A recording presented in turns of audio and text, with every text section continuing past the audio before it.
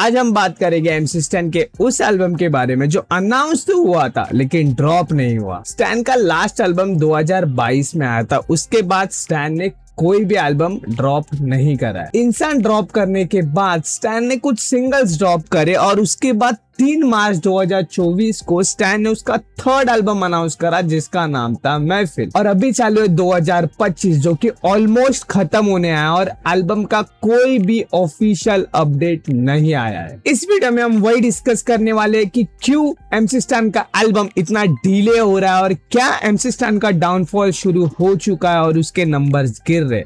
Let's see, subscribe.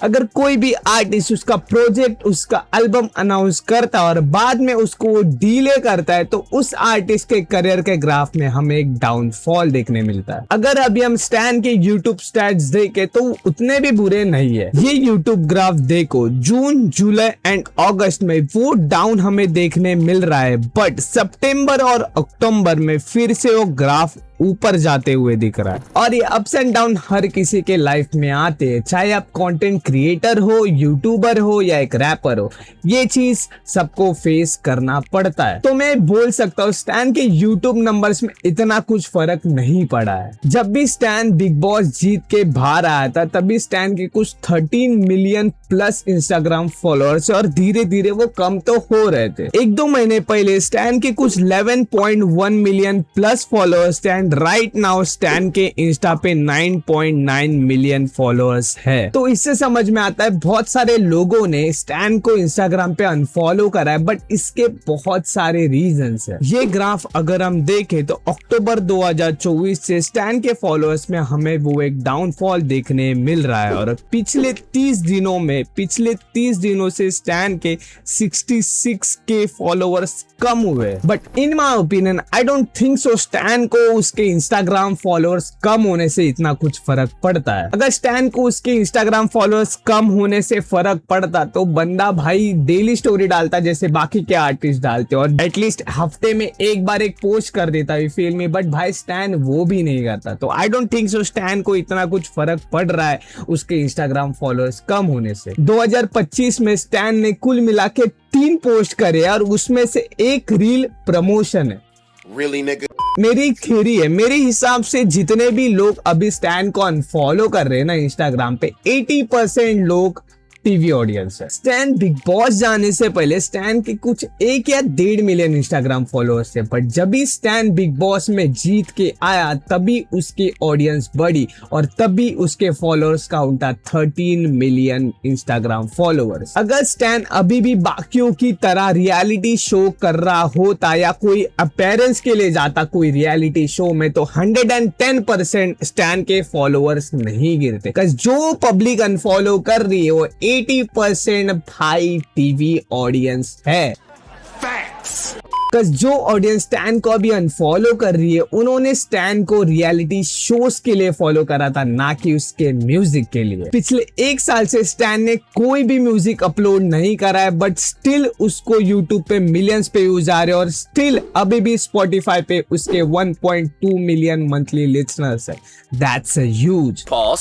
In my opinion ये कोई downfall नहीं है, एक फेज है जो हर एक रैपर और हर एक कंटेंट क्रिएटर के लाइफ में आता है और उसको जो फेस करता है वो ही आगे बढ़ता है। एक और चीज भाई, जिस दिन स्टैन उसका महफिल एल्बम डालेगा भाई, मैं बोल रहा हूँ वो पूरा हफ्ता सिर्फ एक ही बंदे के चर्चे होंगे और वो होगा एमसी स्टैन। और ये सस्पेंस वाला जो स्टैन पहली बार नहीं कर रहा है, भाई की हिस्ट्री उठा के देख लो, भाई ने हर टाइम यही चीज करा है। स्टैन जब भी कोई गाना, कोई एल्बम या कोई प्रोजेक्ट अनाउंस करता है ना तो उसके 3-4 महीने पहले ही उसका हाइप क्रिएट करने लग जाता है, बट इस बार थोड़ा ज्यादा ही हो गया भाई। बट एक चीज है भाई, स्टैन जब भी कोई गाना या कोई एल्बम ड्रॉप करता है ना तो कुछ यूनिक और डिफरेंट करने की कोशिश करता है। जो फ्लेवर्स वो हमें देता है हमने DHH में पहले नहीं सुने होते। आप लोगों को झूठ लग रहा है ना भाई, जाके तड़ीपार एल्बम सुन लो और लूप में फिर जाके इंसान एल्बम सुना। दोनों एल्बम में जमीन आसमान का फर्क है। एक में एक अलग स्टैन हमें देखने मिला और एक में बहुत अलग।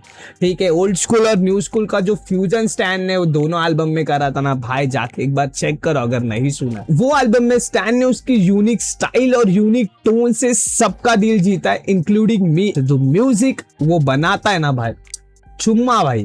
That's why he's the GOAT! The GOAT!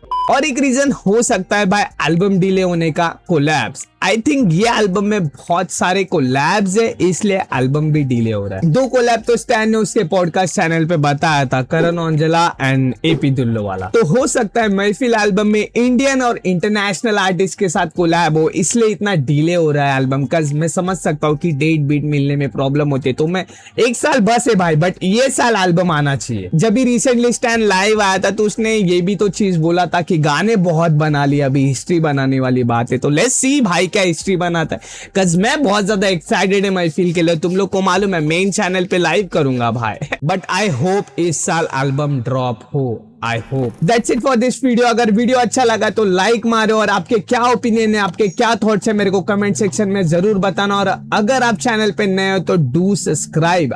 हमें ये चैनल को जल्दी से जल्दी मोनेटाइज करना है, तो please do subscribe. So that's it, bye, peace. मिलता हूं नए वीडियो में। इंटरेस्ट बचाने किसमें आशा में को छोड़ गए बीच से, क्या कट मारूं मैं रिस पे।